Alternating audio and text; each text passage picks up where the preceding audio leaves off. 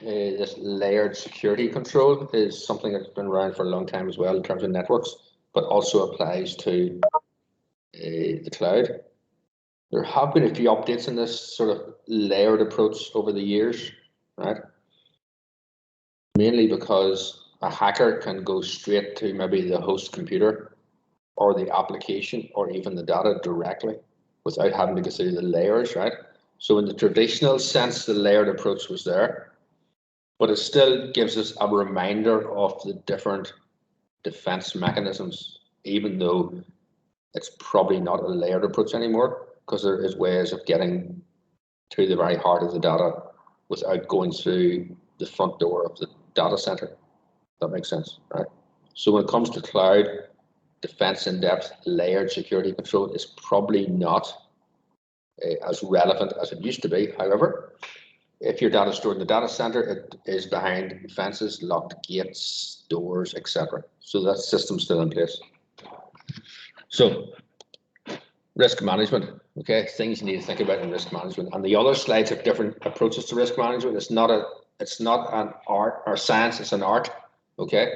Cyber guys do a lot of this sort of stuff, risk management and risk management tools and risk management processes and how to map out your risk management, etc. Okay, we're just looking at it as one small section of your whole cloud development, okay? But you have to categorize your assets in terms of like the data. Let me give you an example.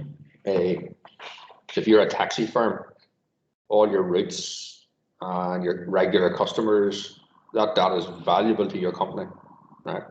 You probably can't run without it, or you lose a lot of business without that data. Okay. However, if somebody stole that data, it wasn't really worth anything to them unless they were wanting to start a taxi company, right? So data can be valuable in terms of how it's needed for your business. It can be valuable in terms of what it's valuable to somebody else, or what could be valuable to a competitor. So you have to identify your assets in terms of data, hardware, software, information that you have, information you've gathered, how much that information is costing to regather, if you have to gather it all again, etc. Okay, that's the value you put on your information, right? Then you have to identify threats and vulnerabilities, and there's two different things here. A vulnerability is an area of your system where an attack might take place. Okay, so in terms of cloud, it's usually like bring your own device, or you sitting at home logging in from your home computer, or in an office somebody's shoulder surfing and seeing your password. Those are areas of vulnerability. Okay, the threat then is what could happen. Right? Somebody could steal the device, somebody could break into your house and get your username and password, somebody could put a keylogger on your laptop, USB one, and get your passwords, okay? So the threats are really like the attacks, whereas the vulnerabilities are areas of weakness, okay? And then you have to assess what the risks are, how risky this is, right? So here's some examples of that as well. These are just very small amount of examples. There's lots of different things we could think about, right? So one risk of a data center is a flood, right?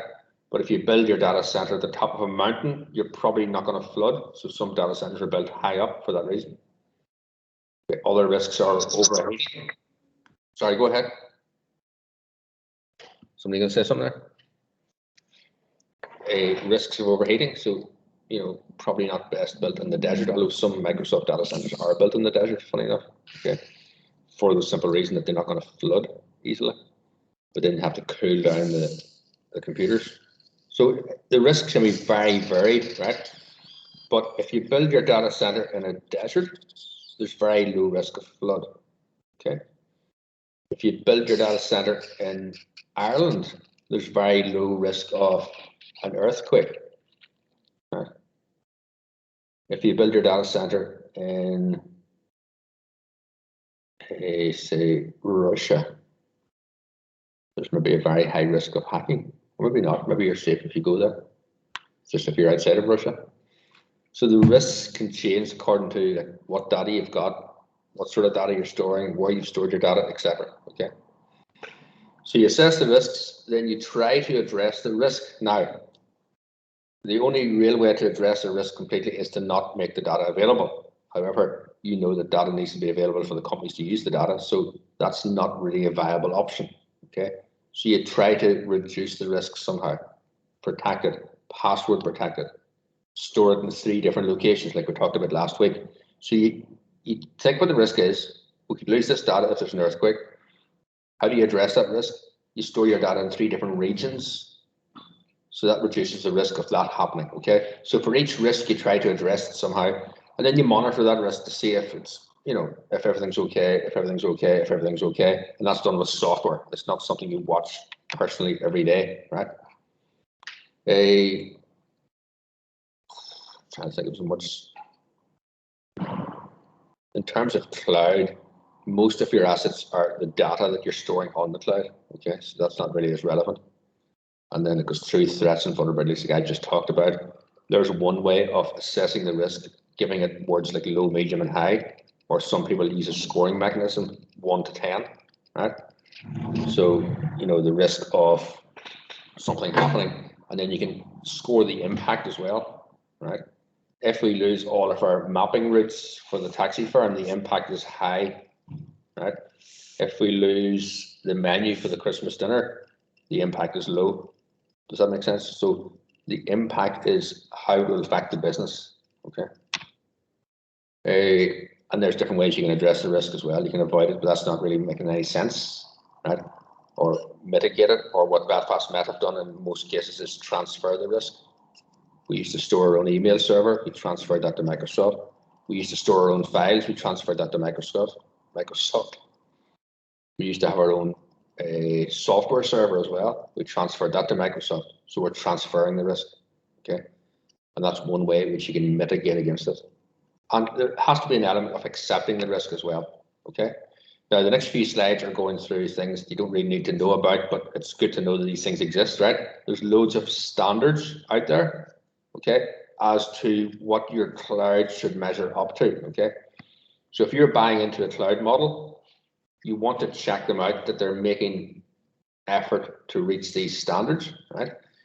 You as a pizza company or a furniture delivery company, you haven't got the training, the staff, the knowledge to go and check out every cloud provider to make sure they're meeting certain standards.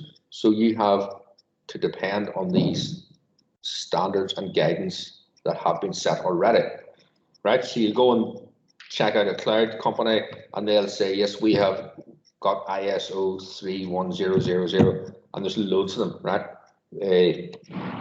There's other numbers to do with security. There's loads of different frameworks.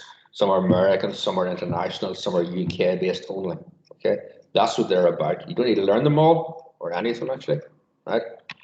But just be aware that these standards are in place to help the vendor, not the vendor, the client select a vendor, okay? There's loads of them actually. And you might see these things actually around the place. ISO standards are all on everything, hardware, software, okay? There's 27000 series, there's 27001, 27009, there's 2700 and other numbers, all to do with information security, right? Then you have this American one as well with different code numbers on it. Okay, and so it's on. There's a popular one there. If you run a shop, right, and you take credit card payments, right, then you have to comply to the PCI DSS, I think twice a year, maybe. And they send a big document around, and you have to, maybe it's not twice a year, maybe it's just once a year. And all your payment systems, your computer systems have to comply with their standards. Right? Otherwise, you're not allowed to take card payments. Right? So there's a few more of them there as well. Some common risks, but I've got other slides coming up that are better than this at these sort of topics. Okay, people aren't really trusting the cloud. Maybe completely. There's more trust now than there used to be. Okay, these slides are a bit old. Back in the start of the cloud, people weren't really trusting it, right? But firewalls are one of the key areas of defense, okay? If you were doing the cyber course, you would have to spend some time learning about stateful and stateless firewalls. we don't have to worry about that. When you build a virtual network, you put in virtual firewalls. They're software based, right? And then of course we talk about virtual private networks or VPN, how you connect to your cloud, okay? Which is basically just encrypting your data as you travel through the internet, okay? There's your traditional firewall, which is hardware and software based, and there's your virtual firewall, okay, which does the same job, only it's running on a virtual network and it's not a piece of hardware, it's actually software, okay, on the cloud system, virtualized, okay. I'm not so sure the rest of these slides are really any particular value, they just go through different risks that might happen.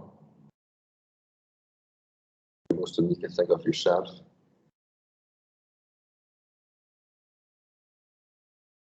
SLA, you hear me talking about that, and you learned about that in Cloud Fundamentals as well. Your service level agreement, who's responsible for what. Okay, it's actually quite a good wee bit of service level agreements there in terms of, you know, what happens. And then the cyber guys actually do a whole module on digital forensics and how to investigate an incident when it happens and work out who did what and why and when and all that sort of stuff. Okay. So how can the cloud give you a security advantage? Well, your data is available, right? Your data, if your data is not available, that's a security, that's a risk, isn't it? Okay, your business can't run without it, right? But in the cloud, your data is available. It's available 24/7, and they have specialist staff available 24/7 to make sure your data is kept safe. You don't have, right? They have trained security specialists. They have resources. They have a money set aside for security only that your furniture delivery firm hasn't got, or your pizza delivery firm hasn't got. Okay, and I think that's it. That slide, okay. All right. Let's see now. I think this was the next one to go best next. This is one a bit boring, but anyway, there's a few things in here that's good as well, right? Talked about virtualization before, you know about that. Right. You're consolidating all your data into one place, right? So that's one of the major risks or security implications or vulnerabilities. This multi-tenancy idea we talked about in the previous module, okay? And so that's one issue that might not make your data as secure as what you might want it to be, okay? And then some providers going under or not supplying the service that they used to supply, or cutting back on their services, or going out of business, right? You've got this whole idea of different countries and different rules in different countries, right? And different data protection issues. And if you work for an American firm, you know that this is a very relevant and sort of apt topic, because you have to be very careful where you store the data from customers that exist in a different part of the world. Yeah. Do any of you have this issue, you know, something happens day to day or something has to be put in place because of your international data? Does that make any sense to anybody? Danny, yeah? We've actually got a big project going on at the minute. We have to separate out our American customers from our European customers, from our Australian customers. Well, okay, so there you are. You know exactly what I'm talking about here then. Yeah. It's complicated because there's different legal requirements, isn't it, for those bits of data? Yeah. Yeah, we have to have it so that you can only have it access American customers from America, European customers from Europe, but us, the devs, have to be able to access everything, so it's pretty complicated. So different levels of access for different needs, so you're protecting the data. I get you, yeah. It's quite important. That is quite tricky too, isn't it? What about the Australian data? Is it different again? Different laws again, is it? Yeah, we were going to keep it with the Europeans, but it's legally we don't have to do it, but it's customers want it, and it's affecting sales, so it's getting done. Yeah, fair enough.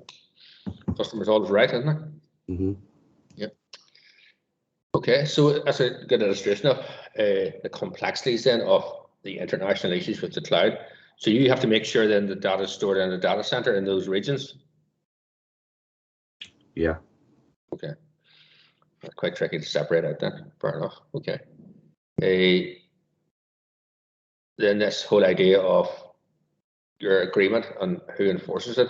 The service level agreement of a cloud provider now is very complex.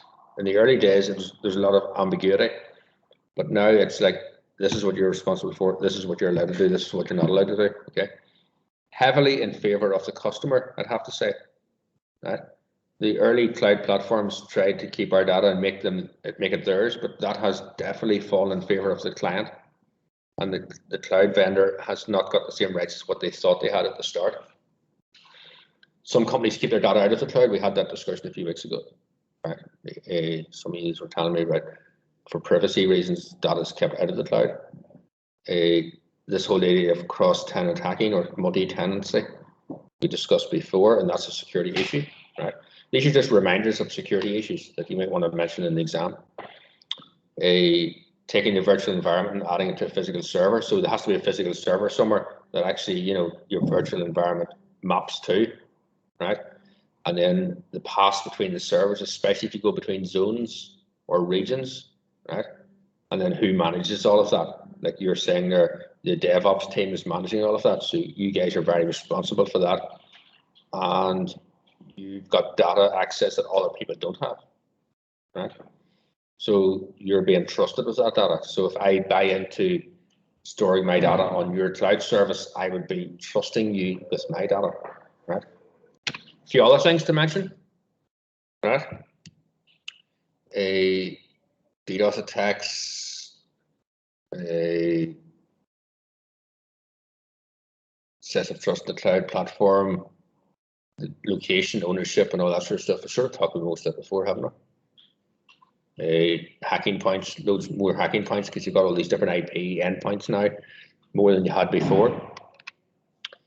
Will your data be encrypted? Yes, but can you trust the cloud provider to encrypt your data? Is it encrypted both at rest and in motion? At rest, it normally is. In motion is the HTTPS thing, a secure socket layer. But when it's moving between servers in the cloud or between zones, is it also encrypted? The answer to those questions should be yes. Nowadays, yes. Okay. Then this idea of the hypervisor. Now, the hypervisor is a bit of software that sits below your operating systems, right?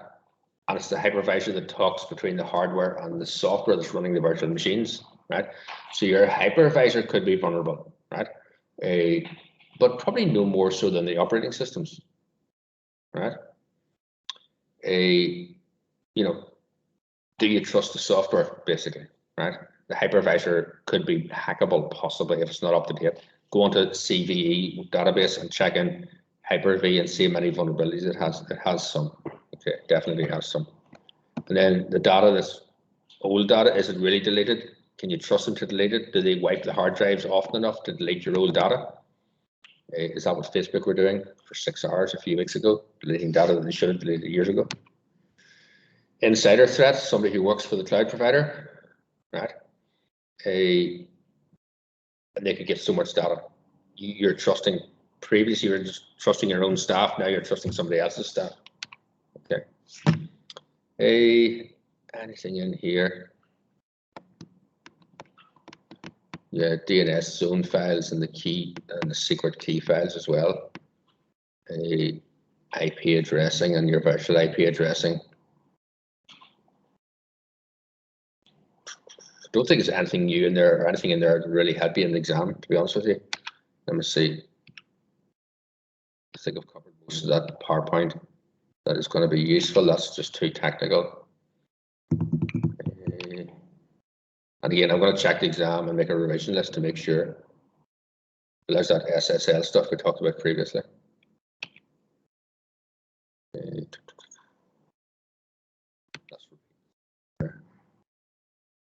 training and awareness.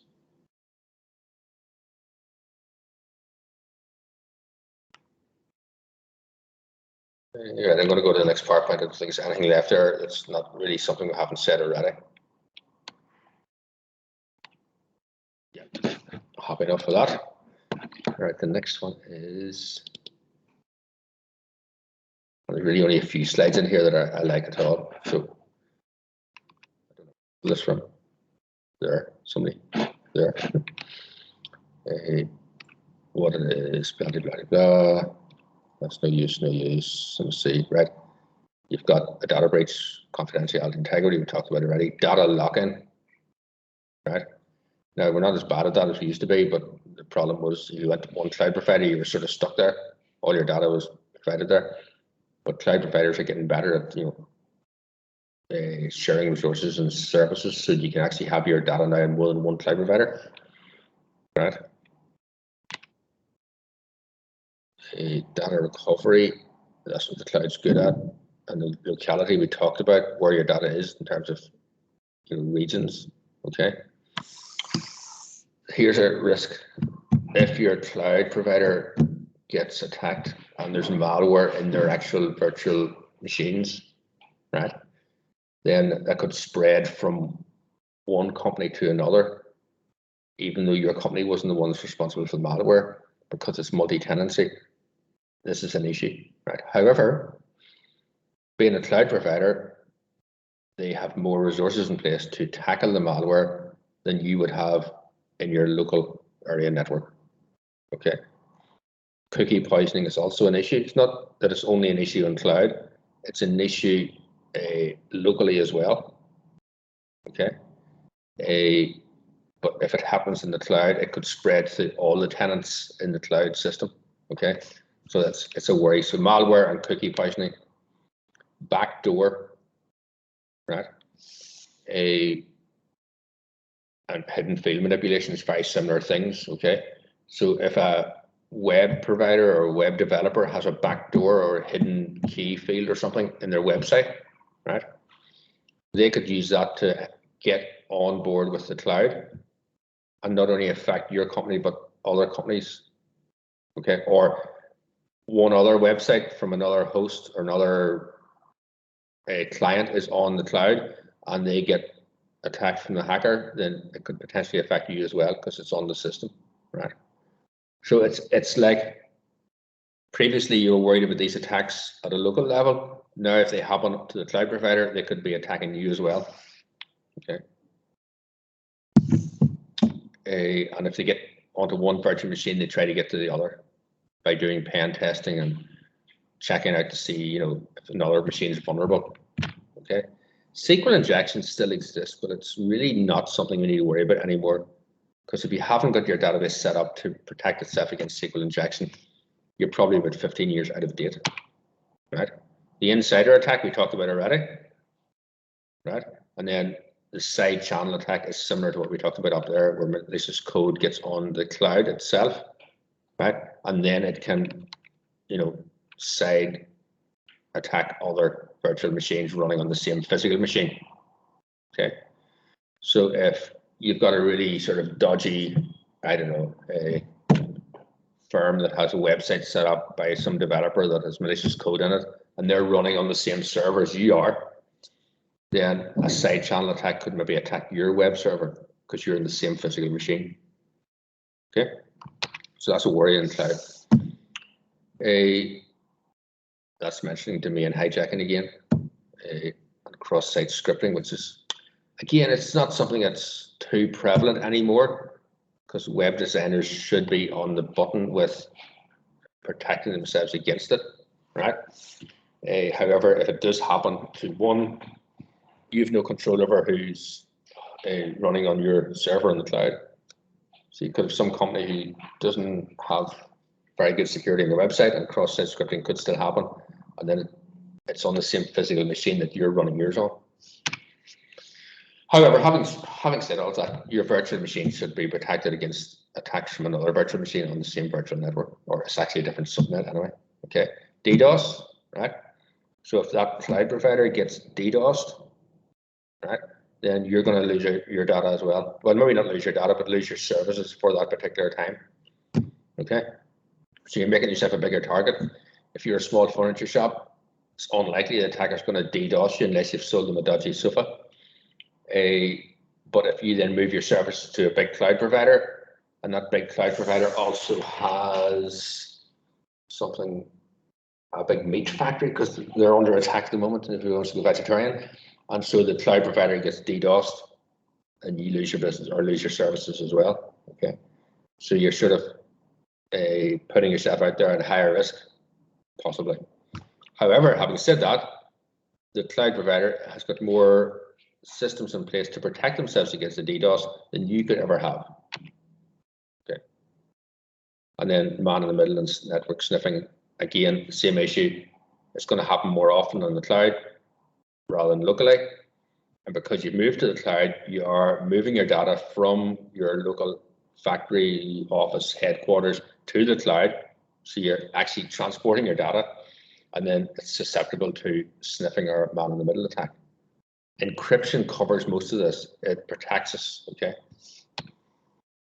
Is that all right? So there's just some very specific attacks in there that are not unique to cloud, okay?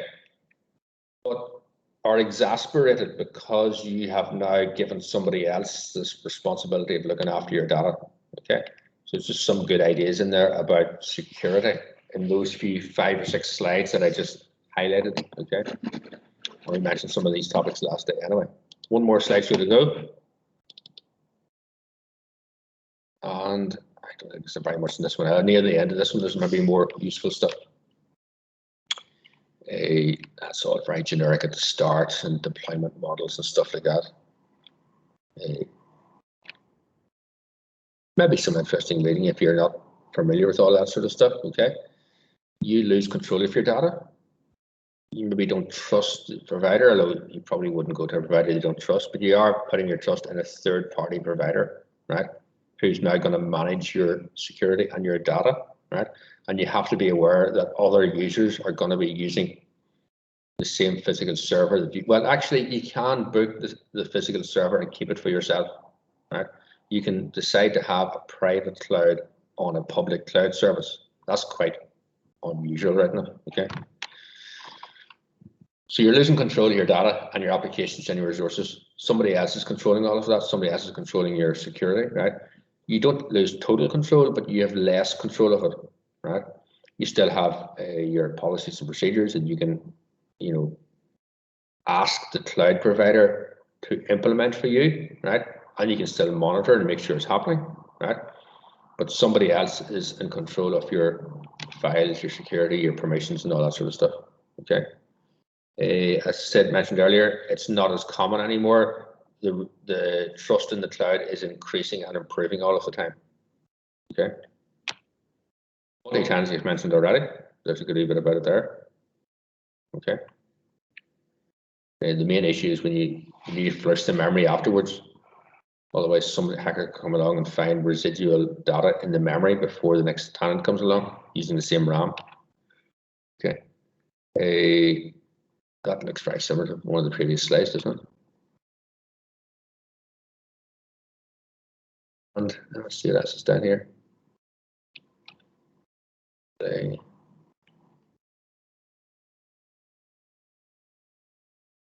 even know what that diagram was talking about.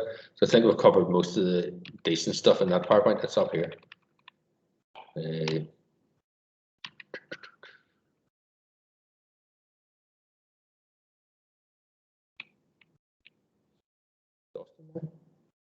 Yeah, loss of control and multi-tenancy, lack of trust. Now, when you get your revision list for your exam, you've got some data in there you can hook out and scrap the rest of it. Okay, but you know where it is now for your research. Okay, and that's a quick run through 4 PowerPoint slides in about what, 20 minutes, 30 minutes, not bad. Marathon. Okay, so there are about 3 or 4 questions in the exam about security, right? And what you have in those slides covers it.